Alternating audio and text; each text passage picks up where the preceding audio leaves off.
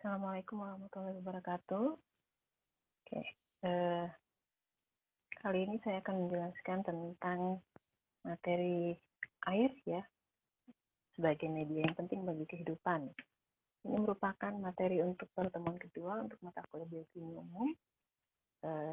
Sebelumnya perkenalkan saya Husnawati, ya, Dr. Husnawati, yang merupakan koordinator untuk mata kuliah biokimia umum ini.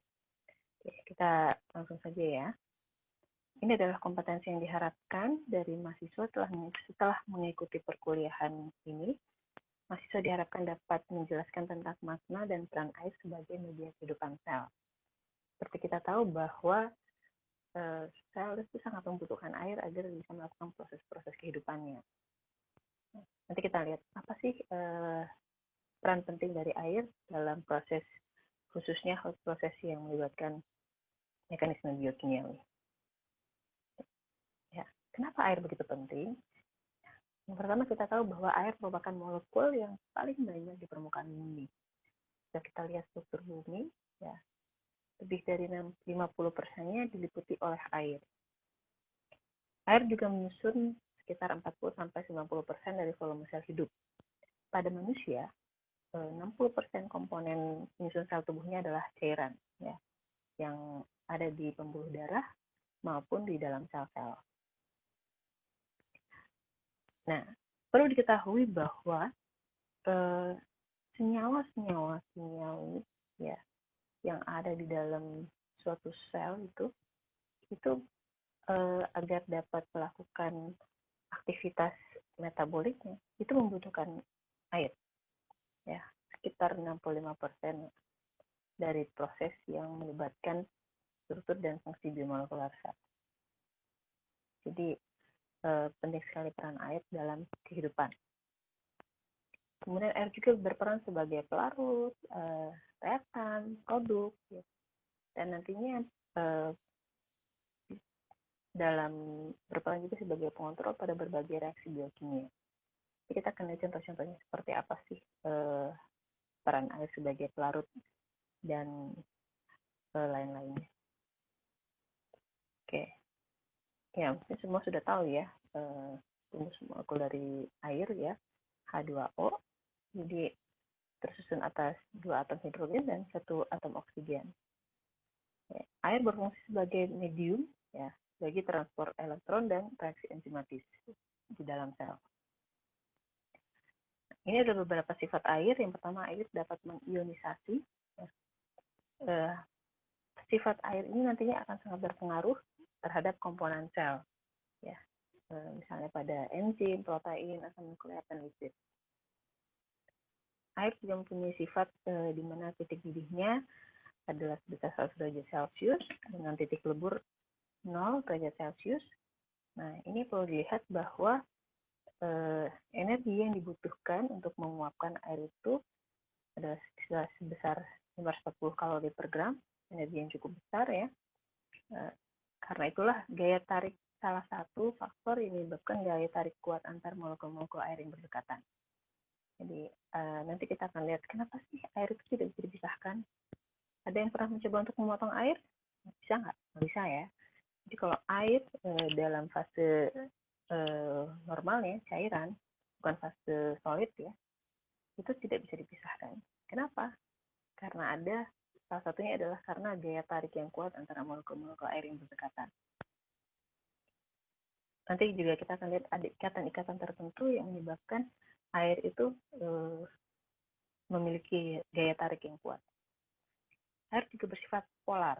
Ya, jadi secara umum senyawa itu ada yang sifatnya polar, ada yang sifatnya non-polar, dan ada yang sifatnya semi-polar. Nah, air itu sifatnya polar. Artinya dia bisa melarutkan senyawa-senyawa yang bersifat polar juga. Kalau senyawa yang non-polar itu tidak bisa dilarutkan oleh air. Contohnya apa? Contoh senyawa non-polar misalnya lipid ya. Makanya air dengan lipid atau lemak itu tidak bisa bersatu. Itu akan terjadi pemisahan karena memang yang satu sifatnya polar sedangkan yang lain sifatnya non-polar. Air juga berperan sebagai pelarut ya. Banyak senyawa-senyawa yang bisa dilarutkan oleh air, terutama senyawa yang bersifat polar. Kalau senyawa sifatnya non-polar, perlu ada mekanisme khusus untuk membuat senyawa nonpolar tersebut menjadi bisa berinteraksi dengan air yang sifatnya polar. Mekanismenya apa? Nanti kita akan belajar ketika membahas misal ya atau emulsi di materi, terutama nanti materi lipid. Oke, ini tabel ini menunjukkan bahwa pada cairan-cairan yang berbeda ya, di sini cairannya ada mulai dari air ya sampai kloroform, itu memiliki titik didih dan titik lebur yang berbeda ya. Air sendiri titik didihnya 100 derajat Celcius ya, dan melting point-nya 0 derajat Celcius. Nah, yang perlu dilihat adalah ini, heat of vaporization. Jadi energi yang dibutuhkan untuk menguapkan air itu energinya paling besar di antara semuanya. Jadi ini cairan ini, kelompok contoh-contoh cair ini sudah disusun, diurut berdasarkan energi yang dibutuhkan untuk penguapannya ya. Untuk air dibutuhkan 2260 Joule agar bisa menguapkan 1 gram air ya. Sedangkan yang paling kecil itu kloroform ya. Makanya kloroform itu paling gampang menguap karena energi yang dibutuhkan untuk menguapkannya hanya 240 Joule. Nah, bisa dilihat di sini energi untuk air itu besar sekali ya untuk menguapkan air ini.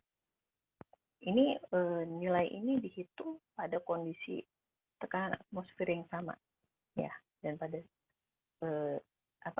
suhu pengujian yang sama. Ya. Ini adalah struktur dari molekul air. Semua mungkin sudah pernah melihatnya di mungkin materi SMP ya atau SMA. Ya.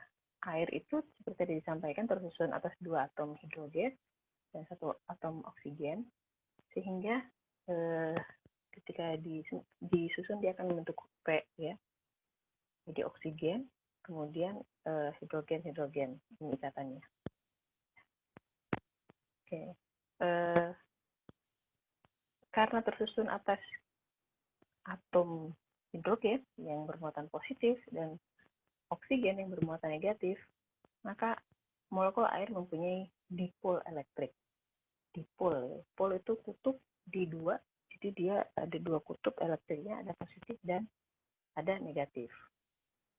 Nah, positifnya dari hidrogen dan negatifnya dari oksigen. Ini struktur dari molekul air, satu molekul. Nah, air itu bisa dia akan saling berikatan ya dengan molekul air yang ada di sekitarnya yang berdekatan. Nah, pada kondisi tertentu ya, pada suhu 0 derajat Celcius, air di sini akan membentuk es ya, fase solidnya. Nah, ini adalah gambaran struktur kristal es. Bisa dilihat di sini strukturnya rapih ya, oke, dengan bentuk yang heksagonal ya. Oke. Nah, kalau dia di fase cair gimana? Fase cair dia seperti di slide sebelumnya ya. Dia apa ya istilahnya ya? Berantakan, tidak tersusun rapi seperti ketika pada kondisi kristal. Oke. Apa sih ikatan yang menyebabkan molekul-molekul air itu bisa saling berikatan dengan air yang ada di sekitarnya? Itu karena adanya ikatan hidrogen. Ya. Jadi ikatan hidrogen itu adalah ikatan antara atom yang bersifat elektronegatif, ya, dalam hal ini adalah O dan N, dengan atom H yang dengan atom hidrogen yang berikatan kovalen dengan atom elektronegatif lain pada molekul yang sama atau molekul lain. Ya mungkin agak apa sih pusing gini ya. Ya kita lihat aja di sini contohnya ya. Tadi yang dikatakan adalah ikatan antara atom yang bersifat elektronegatif ya O atau N, ya, O atau N, ya, dengan atom hidrogen, nah ya, atom hidrogennya yang berikatan kovalen dengan atom elektronegatif lain. Jadi ini ikatan kovalen. Ya. Jadi atom hidrogen ini berikatan kovalen dengan O atau bisa juga dengan N, ya, sebagai atom elektronegatif lain. Ya, misalnya kalau di sini adalah pada H2O, kalau di sini misalnya nanti pada asam amino, ya, nanti kita akan lihat contohnya. Ya. Atom hidrogen ini berikatan dengan atom O atau atom N dari molekul yang lain, ya. Ini yang disebut dengan ikatan hidrogen. Oke, nanti kita akan lihat aplikasi ikatan hidrogen pada molekul-molekul lain selain air. Nah, ini gambaran jika ada dua molekul air yang saling berdekatan, ya, maka akan terbentuk ikatan hidrogen antara O dengan H, ya. O-nya dari molekul air yang lain dengan atom H dari molekul yang lain. Nah, kalau pada molekul air yang sama, ya, ini molekul air, satu molekul air, ini ada ikatan antara H dengan O, ini namanya ikatan kovalen. Ya. Oke. Nah, bisa dilihat di sini, ini adalah energi, ya, energi yang dibutuhkan untuk mendisosiasi ikatan, ya, jadi untuk memutuskan ikatan. Jadi energi yang dibutuhkan untuk memutuskan ikatan hidrogen ini cukup besar, 23 kilojoule per mol, ya. Jadi ini energinya cukup besar. Sedangkan untuk ikatan energi yang dibutuhkan untuk memutuskan ikatan kovalen ini jauh lebih besar lagi, yaitu 470 kilojoule per mol. Kapan ikatan kovalen ini akan diputuskan? Jika tadi terjadi ionisasi, ya. Ionisasi maka nanti akan dilepaskan satu molekul H, ya, H2O, jadi bisa jadi OH plus H, ya. Jadi untuk bisa memutuskan ini dibutuhkan energi 470 kilojoule per mol. Ya.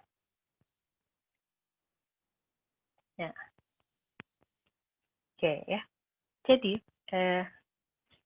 ada pertanyaan, kenapa air itu tidak bisa diputus, ya, tidak bisa dipisah-pisahkan molekulnya. Nah, perlu diketahui bahwa ikatan hidrogen, ya, ini satu molekul air, ini satu molekul air.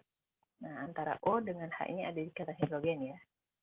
Itu seterusnya dengan molekul-molekul yang ada di sekitarnya. Nah, ikatan hidrogen pada air ketika itu terputus, ya, maka akan secara cepat dia terbentuk kembali, ya. Di sini dikatakan bahwa pembentukan ikatan hidrogen itu membutuhkan waktu 1 sampai 20 picosecond, ya. Jadi cepat sekali. Ya, 1 picosecond itu 10 pangkat min 12 second, ya. Jadi sangat cepat, ya. Ya, dan ketika satu ikatan hidrogen itu terbentuk, maka akan segera terbentuk ikatan hidrogen yang lain, ya, dalam waktu 0,1 picosecond. Jadi cepat gitu, ya. Nah, makanya kemudian dikatakan bahwa yang nggak bisa diputus gitu, ya. Nggak ada yang bisa membelah air karena memang ikatan-ikatan antara molekul-molekul air yang berdekatan itu cepat terbentuk dan sulit untuk memutusnya dengan energi butuh energi untuk bisa memutus ikatan-ikatan hidrogen tersebut. Oke. Nah, ini ingin membandingkan, ya, apa sih bedanya antara H2O, ya, dengan H2S. Ini sama-sama molekulnya secara strukturnya itu sama, ya, sama-sama diapit oleh dua atom hidrogen. Hanya yang satu molekulnya atomnya S, yang satu lagi atomnya O, ya. Nah, ini H2S dengan H2O walaupun memiliki struktur yang sama, tapi kohesivitasnya itu berbeda. Ya. H2O itu lebih kohesif daripada H2S. Kenapa? Ya, alasannya karena adanya ikatan hidrogen pada air. Nah, ini bisa dilihat dari mana?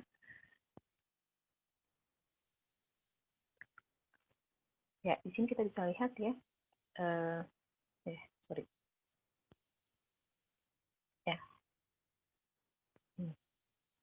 Pada air, energi yang dibutuhkan ya untuk untuk terjadinya penguapan itu energinya lebih besar, 40,057 kJ per mol ya, dibandingkan dengan H2S ya. Jadi energinya lebih besar. Entropinya juga ya lebih besar antara H2O dibandingkan dengan H2S. Gitu. Spesifik heat capacity-nya juga lebih besar. Ya. Jadi ini menunjukkan bahwa molekul H2O itu dia lebih kohesif ya dibandingkan dengan H2S. Oke. Nah, ini adalah contoh-contoh molekul lain yang dapat membentuk ikatan hidrogen. Ya, kalau ini contohnya air dengan alkohol itu bisa terbentuk ikatan hidrogen. Ya, ini ikatan hidrogennya antara air ya H2O dengan alkohol. Ikatan hidrogennya antara O dengan H. Ya. Ini juga antara air dengan gugus keton. Ya. Ada ikatan hidrogen yang terbentuk. Kemudian antara peptida, ya nanti ketika masuk materi protein, kita akan belajar bahwa asam-asam amino itu akan saling terhubung membentuk peptida. Nah, peptida-peptida itu akan terhubung membentuk polipeptida. Nah, yang menghubungkannya apa ikatannya? Ya, salah satunya adalah ini, ikatan hidrogen. Ya. Antara, seperti tadi disampaikan, atom elektron negatif dalam hal ini O dengan atom hidrogen. Nah, kalau ini adalah contoh ikatan hidrogen antara basa-basa DNA. Ya. Tahu ya basa DNA ada A, G, C, T, adenin, timin, guanin, sitosin. Nah, adenin dia berpasangnya dengan timin, guanin dengan sitosin ya. Ini timin dia akan bentuk ikatan hidrogen dengan adenin. Ikatannya bisa terjadi di sini ya antara N dengan H, bisa juga terjadi di sini antara O dengan H. Ya. Jadi ikatan hidrogen tidak hanya spesifik punyanya air, molekul air ya. Jadi ikatan hidrogen juga ada di molekul-molekul yang lain. Oke. Next, terkait sifat air sebagai pelarut. Kita tahu bahwa air bisa melarutkan banyak zat ya. Air bisa melarutkan gula, bisa melarutkan garam, bisa melarutkan sirup ya. Banyak yang bisa dilarutkan dengan air. Nah, di sini contoh bahwa air bisa melarutkan NaCl ya. NaCl dalam bentuk kristal ya. Ini Cl- yang bulat-bulat biru gede ini atom Cl-. Kemudian ini yang kecil-kecil abu-abu ini atom Na+ ya. Ini yang V, bentuknya V ini air ya, molekul air. Nah, kristal NaCl ini bisa dilarutkan oleh air ya, dengan cara kristal-kristal ini akan terionisasi menjadi Na+ dan Cl- yang nantinya akan diselubungi oleh molekul-molekul air. Nah, ini rumusnya untuk menentukan energi yang dibutuhkan ya, daya tarik antara ion-ion yang berlawanan. Oke, pada intinya adalah karena molekul-molekul air ini dengan ukuran yang kecil dan banyak, dia dapat melarutkan zat-zat yang bersifat polar dan semipolar. Nanti yang kalau yang non-polar gimana? Ada mekanisme tambahan agar bisa melarutkan senyawa non-polar. Ya. Oke. Nah, ini tabel ini menunjukkan bahwa beberapa gas itu bisa dilarutkan di air. Nah, ini bisa dilihat ya di sini contoh gasnya ada nitrogen sampai karbon dioksida. Ini molekul yang bersifat nonpolar, sedangkan gas amonia dan H2S ya hidrogen sulfida ini senyawa yang bersifat polar. Oke.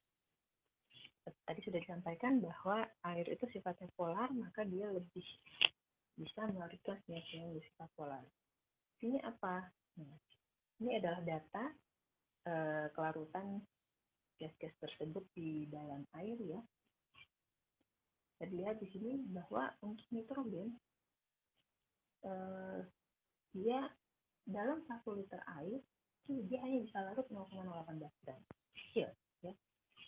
Sedangkan untuk H2S yang sifatnya polar dan amonia yang sifatnya polar ini nilainya lebih besar ya. Dalam 1 liter air dia bisa melarutkan 900 gram amonia dan juga 1860 gram hidrogen sulfida. Ya, nilainya jauh lebih besar daripada nitrogen, oksigen, dan karbon dioksida yang sifatnya non-polar.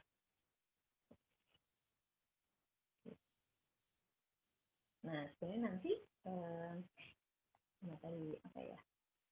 nanti ini bisa dibahas nih. Oksigen dan karbon dioksida sifatnya non-polar. Padahal dua gas ini kan dibawa oleh aliran darah ya. Di mana darah itu 60%-nya komposisinya adalah cairan. Ya. Nah, kok bisa ya, yang sifatnya cairan seperti cairan itu kan sifatnya polar ya. Nah, kok bisa dia bisa melarutkan oksigen dan karbon dioksida? Jadi kita akan ini bisa dibahas ya materinya. Oke. Ya. Ini beberapa contoh molekul-molekul yang mempunyai sifat polar dan non-polar. Serta ada yang sifatnya amfipatik. Artinya dia punya gugus yang bersifat polar dan ada gugusnya yang bersifat non-polar. Oke, ini adalah contoh-contohnya yang sifatnya polar. Ya. Sehingga senyawa-senyawa ini dia akan gampang untuk larut di dalam air. Ya. Sedangkan ini wax itu salah satu jenis lipid. Ya. Nanti kita akan belajar materi lipid. Wax atau bahasa Indonesia lilin ya. Ini sifatnya non-polar. Ya.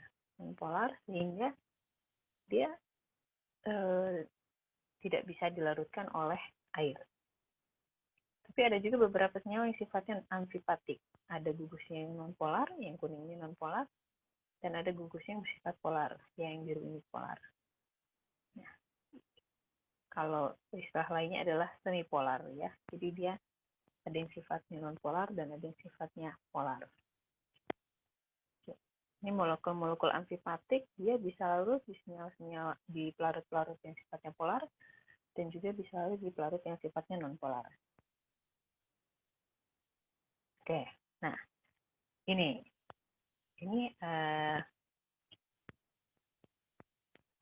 seperti tadi sudah disampaikan ya, air atau H2O itu hidro ya, itu hanya bisa berinteraksi dengan senyawa-senyawa yang sifatnya polar.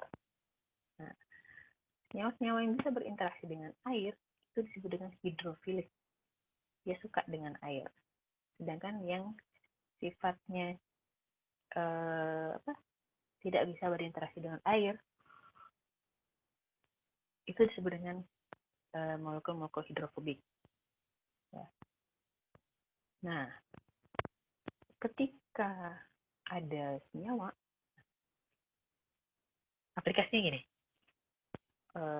makhluk hidup itu memakan 3 komponen utama umumnya ya, karbohidrat, lipid, dan protein. Karbohidrat dan protein adalah senyawa-senyawa yang bersifat polar ya, dan semi polar. Nah, sedangkan lipid itu senyawa yang sifatnya non polar. Jadi pertanyaannya, bagaimana lipid yang merupakan senyawa non polar itu ketika masuk ke dalam saluran pencernaan, dicerna, dan kan setelah dicerna dia harus diserap ya. Makanan itu setelah dicerna harus bisa diserap oleh pembuluh darah agar bisa dimanfaatkan oleh sel-sel yang ada di dalam tubuh. Nah, ketika dia diserap oleh pembuluh darah, dia akan masuk ke sistem aliran darah, di mana di dalam darah itu 60% isinya adalah cairan. Ya. Nah, gimana lipid bisa berinteraksi di situ gitu ya, bisa masuk ke aliran darah, bisa dibawa ke sana kemari. Nah, ada mekanismenya. Mekanismenya adalah yang disebut dengan misel. Ya. Jadi lipid itu dia akan membentuk, akan akan berikatan dengan senyawa lain, ya. Biasanya adalah fosfat, maka akan terbentuk fosfolipid misalnya, atau dengan senyawa lain. Kalau pada makanan dia akan berinteraksi dengan empedu, ya, beremulsifikasi dengan empedu, membentuk misel. Ya. Jadi bagian yang sifatnya nonpolar atau hidrofobik itu akan berada di sisi dalam, sedangkan yang sifatnya hidrofilik itu akan berada di sisi luar. Ya. Jadi bola misel ini akan melindungi lipid yang sifatnya hidrofobik dengan bantuan senyawa lain ya yang sifatnya hidrofilik. Sehingga apa? Sehingga lipid ini bisa berinteraksi dengan lingkungan yang cair ya, dan masuk ke dalam sistem yang sifatnya cair. Gitu ya. Ini nanti akan lebih jelasnya ketika kita bahas tentang lipid. Oke. Nah, sifat larutan berikutnya yang perlu Anda ketahui adalah terkait osmosis. Ya. Osmosis itu apa? Osmosis adalah perpindahan air melalui membran. Nah, kenapa ini penting? Ya, karena perlu diketahui bahwa tiap sel itu punya tekanan osmotiknya masing-masing. Ya. Jadi untuk menjaga agar sel tidak rusak, tidak mati, tidak mengkerut atau menggembung gitu ya, itu harus berada pada kondisi cairan yang sesuai ya, supaya gaya perpindahan cairannya itu stabil ya. Pengertiannya bisa Anda baca ya, saya kasih contoh aplikasinya aja. Aplikasinya gini, tadi sudah disebutkan ya bahwa di dalam pembuluh darah itu ya ada sel-sel darah dan ada cairan yang menjadi lingkungan dari sel-sel darah tersebut. Nah, semua tahu bahwa tidak boleh sembarangan orang menyuntikkan atau memasukkan zat cair dari luar ke dalam pembuluh darah. Kenapa? Walaupun zat cairnya itu katakanlah steril gitu ya, tapi kalau tekanan osmotiknya berbeda, tidak sesuai, maka yang terjadi adalah ini. Kalau misalnya selnya berada di dalam larutan yang hipertonik, maka air akan keluar ya. Air akan keluar dari dalam sel menuju ke luar sel. Akibatnya apa? Selnya akan mengkerut gitu karena cairannya banyak yang keluar. Itu kalau di larutan yang sifatnya hipertonik. Nah, tapi kalau selnya ini berada di dalam cairan yang sifatnya hipotonik, maka yang terjadi adalah cairan yang ada dari luar itu akan masuk ke dalam. Ya, akibatnya apa? sel itu akan membesar, swelling, ya, membengkak, yang nantinya ujungnya akan menyebabkan burst atau pecah gitu ya, misalnya akan mati, rusak. Nah, ada kasus beberapa tahun yang lalu ya, ada bidan atau apa, pokoknya yang orang yang mengaku bisa merawat, yang mengaku sebagai bidan gitu ya di suatu desa, dia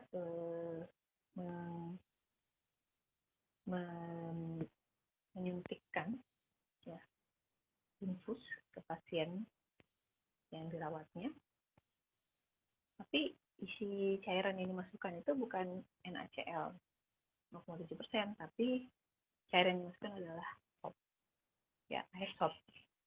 Dia mikirnya, wah, pasien ini butuh nutrisi gitu ya, butuh nutrisi, sehingga dan karena nggak bisa makan, udah biar cepet nutrisi dimasukin aja ke aliran darah. Kalau Anda tidak belajar tentang sifat-sifat larutan ini, nah Anda mungkin akan menganggap, oh itu nggak apa-apa. Oke. Padahal kalau Anda belajar tentang ini, sifat-sifat larutan, ya, itu bermasalah. Kenapa? Karena sop, ya, sop itu kan ditambahin garam, ditambahin micin gitu ya. Terus ada ekstrak-ekstrak dari tentang wortel dan sebagainya gitu ya di dalam itu. Maka sop itu memiliki tekanan, memiliki kondisi yang sifat kronis ya. Sehingga apa? Ketika dia dimasukkan ke dalam aliran darah, ya, sel-sel darah itu akan cairan yang ada di dalam sel-sel darah itu akan keluar. Ya. Bukan hanya itu, sel-sel yang ada di sekitar yang dilalui pembuluh darah itu juga akan mengeluarkan cairannya. Akibatnya apa? Selnya akan sering, ya, akan menciut dan mati. Gitu. Ya. Begitu juga dengan apa? Kalau misalnya ada yang memasukkan Aquades, ya. Aquades itu kan berarti air murni ya. Wah, air murni ini steril gitu ya. Ini aja, masukkan aja ke aliran darah. Bisa. Kenapa? Karena tadi saya sampaikan, tekanan osmotik aliran darah itu adalah setara dengan NaCl 0,7%. Itu artinya kodesnya seharusnya ditambahkan dengan NaCl ya, 0,7%. Jika ingin mencapai tekanan osmotik yang sesuai, yang isotonik. Nah, makanya kalau kalian nyobain minuman yang klaimnya adalah minuman isotonik gitu ya, biasanya kan rasanya agak-agak ini ya, agak-agak asin-asin dikit gitu ya, karena memang itulah cairan yang sesuai dengan tekanan osmotik di pembuluh darah. Gitu. Jadi Aquades steril pun nggak boleh. Kenapa? Karena yang terjadi nanti sel akan swelling. Nah, ketika Aquades dimasukkan, berarti kan kondisinya jadi hipotonik ya. Sehingga sel darah dan sel yang ada di sekitar pembuluh darah itu nantinya akan cairannya akan masuk ke dalam sel-sel itu, ya, ini kemudian terjadi swelling. Dan nantinya kalau udah menggembus, selnya dia akan burst ya. Gitu ya. Jadi ini penting sekali untuk Anda memahami terkait sifat-sifat larutan, terkait perbedaan osmotik, ya. Kenapa harus isotonik? Ya.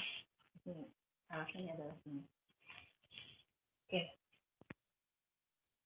Dialisis nanti lebih ke teknik ya. Nanti di praktiknya ada beberapa materi yang melibatkan tentang dialisis. Ya. Ini adalah proses ionisasi air, seperti saya sampaikan.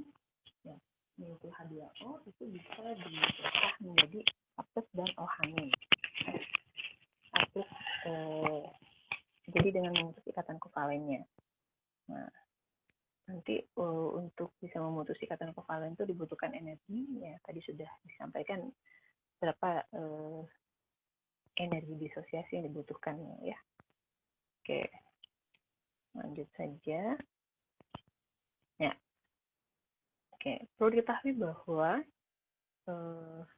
cairan itu jenisnya macam-macam ya, dan memiliki pH yang macam-macam juga. Syarat pH ini juga menjadi salah satu syarat penting dalam interaksinya dengan lingkungan sel. Misalnya kalau di aliran darah, itu tadi disampaikan, seperti tadi saya contohkan ya, itu pH yang dibutuhkan adalah pH yang netral. Ya. Jadi kalau misalnya pH-nya asam, ya asid, wah nggak bisa. Itu akan mengganggu lingkungan atau milieu interna yang ada di dalam pembuluh darah itu. Gitu. Jadi kalau ada yang infus susu ya, susu coklat atau susu putih gitu ya, susu beruang ke aliran darah, wah itu sudah salah besar. Pertama salah di tekanan osmotiknya, kedua salah di pH-nya.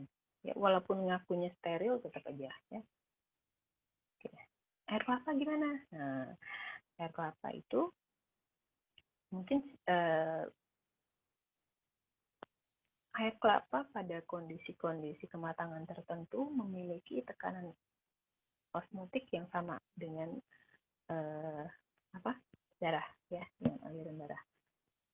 Makanya mungkin pernah ada kasus yang diinfuskan air kelapa selamat gitu ya. Tapi ada juga yang enggak. Karena itu tadi tekanan osmotiknya tergantung tingkat kematangan itu akan berbeda. pH-nya juga seperti itu. Makanya kalau kelapa muda dengan kelapa yang tua kan beda ya rasanya ya. Nah, makanya pesan saya jangan macam-macam dengan aliran darah ya. Jangan ini deh sok-sokan infusan ya. Oke. Ya. Nah, ini kalau kita lihat contohnya ya, sebagian besar makanan yang kita konsumsi itu sifatnya adalah asid, asam ya. Susu, kopi, jus, cola itu sifatnya sebagian besar asam. Makanya nanti di saluran pencernaan ada proses di mana asam-asam makanan-makanan yang bersifat asam ini akan dinetralisir. Ya, nanti kita akan bahas ketika masuk di materi metabolisme di UTS. Oke, ya. Ini juga Anda perlu tahu bahwa ada sistem buffer ya. Sistem buffer itu apa sih? Sistem pada cairan yang tujuannya adalah untuk mempertahankan perubahan pH jika terjadi sedikit penambahan asam atau basa. Jadi ini bisa dilihat ya di bagian yang pink ini, kotak pink ini adalah buffering region. Artinya apa? Jika terjadi peningkatan pH, jadi misalnya di sini adalah pH yang standarnya seharusnya berapa ini? 4,8 lah misalnya ini ya di titik ini. Nah, 4,76 ya di titik ini. Nah, ketika kondisinya terjadi peningkatan pH jadi 5,76, sistem buffer akan bekerja untuk mengembalikan pH-nya ini ke titik yang sesuai semula ya. Atau sebaliknya, misalkan jadi lebih asam ya, pH-nya turun jadi 3,76, itu juga masih bisa dikembalikan ya, sistem buffernya akan bekerja. Nah, bagaimana jika penambahan atau penurunan pH-nya terlalu jauh? Nah, di sini sistem buffer ya masih bisa bekerja tapi tidak optimal ya, dia tidak bisa terlalu ini ya, tidak bisa terlalu efektif bekerjanya. Makanya pada kasus-kasus misalnya nanti di metabolisme karbohidrat kita akan belajar ada orang yang mengalami DM ya, itu bisa terjadi kondisi asidosis metabolik. Nah, selama kondisi asidosisnya itu masih bisa ditolerir, sistem buffer akan bekerja. Tapi kalau asidosisnya sudah sangat parah, ya sudah salam ya. Ya maksudnya ya sudah diinginkan saja. Oke. Nah, ini adalah grafik yang ingin menjelaskan bahwa setiap cairan itu punya pH tertentu untuk dia bisa bekerja. Ya, misalnya ini yang grafik garisnya hitam ini pepsin ya. Oke, pepsin itu adalah enzim pencernaan ya, yang mencerna protein. Enzim ini dihasilkannya di lambung. Kita tahu lambung itu sifatnya asam ya.